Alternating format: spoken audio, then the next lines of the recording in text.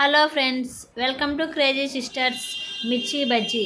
ఈ పేరు వింటేనే నోట్లో నీరు ఊరుతుంది కదా. నేను చెప్పిన ప్రాసెస్లో మిర్చి బజ్జీ చేస్తే ఒకటి కాదు 10 ఎన్నైనా సరే చాలా ఇష్టంగా తింటారు.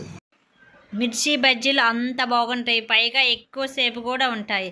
మరి ఇంకెందుకు ఆలస్యం, మిర్చి బజ్జీలు ఎలా చేసుకోవాలో చూపిస్తాను చూడండి.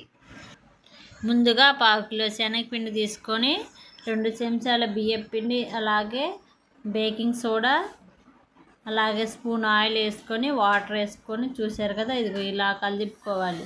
కొంచెం అట్లు పిండి కన్నా కొంచెం జోరుగా. అలాగే టేస్ట్కి సరిపడ్డ సాల్ట్ యాడ్ చేసుకొని ఇలా అంతా కలిపుకున్నాం కదా. ఓ 10 నుంచి 12 పచ్చిమిర్చి తీసుకొని అందులో ఉన్న విత్తనాలన్నీ తీసేసుకొని, మీకు వాము కావాలంటే వాము, జీలకర్ర కావాలంటే జీలకర్ర, ఏ ఫ్లేవర్ కావాలంటే ఆ ఫ్లేవర్ స్టఫింగ్ చేసుకొని ఇలా పిండిలో బాగా పిండి అంతా పట్టేటట్టు చేసుకొని ఇలా ఆయిల్ కాగాక వేసుకోవాలి. ఇలా పక్కకి సైడ్ అంటం వల్ల మనకి ఈకలుగా అలా పడకుండా పర్ఫెక్ట్గా వస్తాయి. కొంచెం నేను ఆనియన్స్ ఎందుకు పెట్టుకున్నానంటే, మిర్చి బజ్జీ అన్నీ ఏటివ్ అయిపోయాక కొంచెం చివర్లో పిండి మిగులుతుంది కదా, సో అందుకని ఆనియన్స్ కట్ చేసి పెట్టుకున్నా.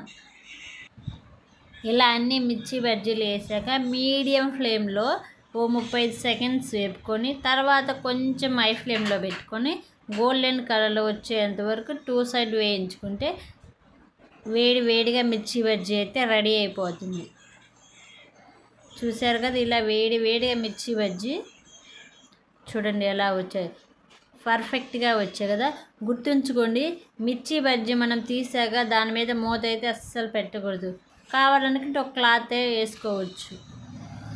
చూసారు కదా మిర్చి బజ్జీ ఎంత బాగున్నాయో చూడండి. మా చిట్టి తల్లి కూడా ఎలా తినేస్తుందో మిర్చి బజ్జీ.